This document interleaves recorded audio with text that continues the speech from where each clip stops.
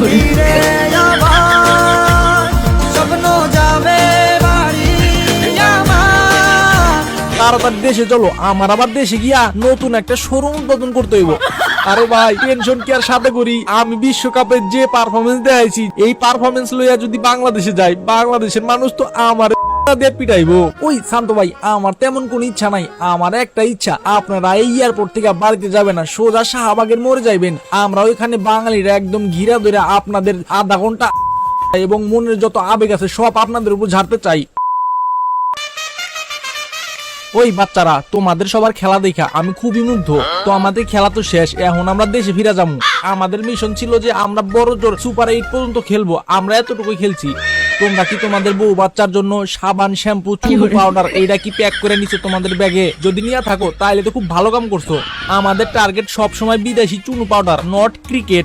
Sir আমি তো অনেক চিন্তায় আছি, আমি বিশ্বকাপে যে খেলা দেখাইছি এই খেলা লইয়া যদি আমি বাংলাদেশে ঢুকি, বাংলাদেশের জনগণ তো আমারে পিটাইবো। ওই আমি পপকর্নটা থাকতে তখন টেনশন কিসের, আমি থাকতে তখন কোনো চিন্তাই নাই, তোরা একদম নিশ্চিন্তায় থাক।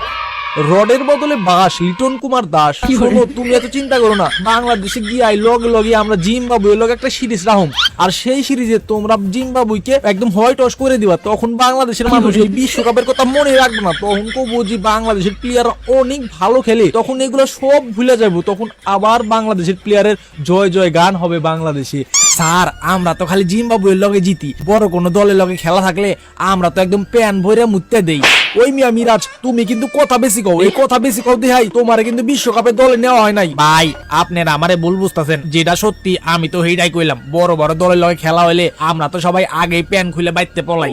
সোনার ছেলেরা, তোমরা কোনো চিন্তাই করো না, এইবার দেশে গিয়া আমি তোমাদের একদম উন্নত মানের কোচিং করামু, যে কোচিং এ অধ্যয়ন করে তোমরা একদম উন্নত মানের খেলোয়াড় হয়ে যাবা, আর তোমরা পুরো বাঘ হয়ে যাবা, বাঘ। এরপর থেকে তোমরা শুধু বাঘের মতো পারফরমেন্স করবা। তাড়াতাড়ি দেশে চলো, আমার বউ বাচ্চার জন্য আবার সাবান শ্যাম্পু নিয়ে যাইতে হইব। ওই মিয়া লিটন, আমরা তো সবাই তোমার লাগে আছি, তোমার তো টেনশন মেশন করা লাগবো না। তাড়াতাড়ি দেশে চলো, আমার আবার দেশে গিয়া নতুন একটা শোরুম উদ্বোধন করতে হইব। আরে ভাই টেনশন কি আর সাথে করি, আমি বিশ্বকাপের যে পারফরমেন্স দেখাইছি, যে খেলা দেখাইছি এই পারফরমেন্স লইয়া যদি বাংলাদেশে যাই, বাংলাদেশের মানুষ তো আমার পিটাইবো। তোমরা সবাই কথা কম কও, তাড়াতাড়ি দেশে যাইতে হইব। স্বপ্ন টানে দিলাম পাড়ি, অচিন পথে আপন ছাড়ি, মন বলে চল ফিরে আবার, স্বপ্ন যাবে বাড়ি আমার। আর যাব না আমেরিকা, পেলাম যখন তোমার দেখা। আর যাব না আমেরিকা, পেলাম। আমাদের সোনার ছেলেরা আমাদের বুকে ফিরাইছে, তাড়াতাড়ি সবাই চলো সোনার ছেলেদের সম্বর্ধনা জানাই। কেমন আছেন আপনারা? আমরা সবাই আর কেমন থাকবো, আপনারা যেমন রাখছেন তেমনই আছি। আমরাও তো একদমই ভালো নাই, বাংলাদেশের মানুষকে অনেক বেশি মিস করতেছি, এই জন্য তো কোনো কিছু না ভাই বাংলাদেশ আয়া পড়ছি। ওই আপনাদের দেশে আসতে কইছে কেটা? আপনারা দেশের মান যেভাবে ডুবেছেন, আপনারা ওইখানে থেকে যেতেন, দেশে আসার কি দরকার ছিল? আপনারা সবাই ভুল বুঝতেছেন, আমাদের বাচ্চারা তাদের সর্বস্বটা দিয়ে চেষ্টা করছে।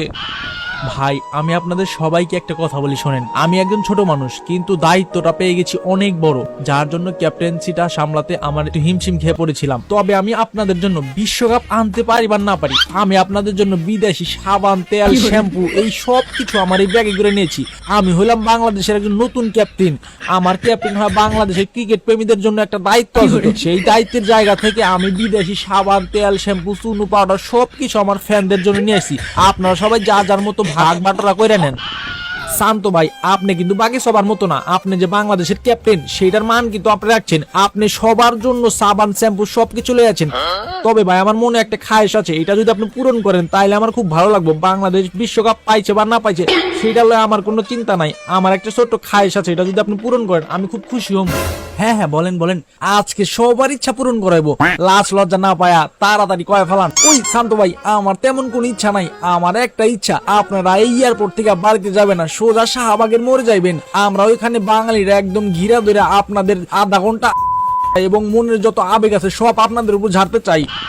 আরে না না, আপনারা সব কি বলছেন? আমরা এখান থেকে শাহবাগের মোড়ে কিভাবে যাব?